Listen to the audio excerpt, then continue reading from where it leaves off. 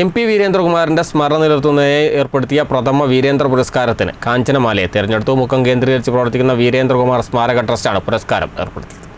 എഴുത്തുകാരനും രാഷ്ട്രീയ സാംസ്കാരിക രംഗത്തെ നിറസാന്നിധ്യവുമായിരുന്ന MP വീരേന്ദ്രകുമാറിന്റെ സ്മരണ നിലനിർത്തുന്നതിനായി ഏർപ്പെടുത്തിയ പ്രഥമ വീരേന്ദ്ര പുരസ്കാരത്തിനാണ് കാഞ്ചനമാലയെ തെരഞ്ഞെടുത്തത്. മുക്കം കേന്ദ്രീകരിച്ച് പ്രവർത്തിക്കുന്ന വീരേന്ദ്രകുമാർ സ്മാരക ട്രസ്റ്റാണ് പുരസ്കാരം ഏർപ്പെടുത്തിയത്. അവാർഡ് നിർണയ committee general convener M. Karassery, V. Kunhali, Manoj Moothedath എന്നിവരടങ്ങുന്ന 3-അംഗ സമിതിയാണ് പുരസ്കാര ജേതാവിനെ തെരഞ്ഞെടുത്തത്. 10,000 രൂപയും ശില്പവും അടങ്ങുന്നതാണ് പുരസ്കാരമെന്ന് ഭാരവാഹികൾ മുക്കത്ത് വാർത്താസമ്മേളനത്തിൽ അറിയിച്ചു. ഈ ട്രസ്റ്റിൻ്റെ പ്രധാനപ്പെട്ട ഒരു പണി സമയാസമയങ്ങളിൽ വീരേന്ദ്രകുമാറിൻ്റെ സ്മരണയെ ഉദ്ദീപിപ്പിക്കാൻ വേണ്ടി മീറ്റിങ്ങുകളോ പുരസ്കാരങ്ങളോ അങ്ങനെ എന്ന് വെച്ചാൽ അത്തരം പണികൾ, പുസ്തക പ്രകാശനോ പുസ്തക ചർച്ചയൊക്കെ. ഇപ്പോൾ തൽക്കാലം ചെയ്യാൻ ഉദ്ദേശിച്ച ഒരു കാര്യം, വീരേന്ദ്ര പുരസ്കാരം എന്ന പേരിൽ ഒരു അവാർഡ്. എന്തിനാ വെച്ചാൽ അദ്ദേഹം പ്രവർത്തിച്ച അനവധി മേഖലകളുണ്ട്.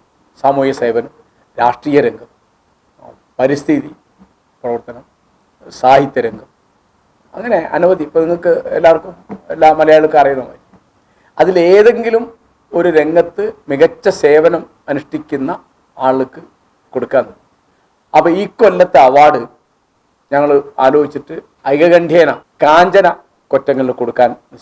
അത് 10,000 ഉറുപ്പികയാണ് അതിൻ്റെ സംഖ്യ, പിന്നെ ഒരു ശില്പം.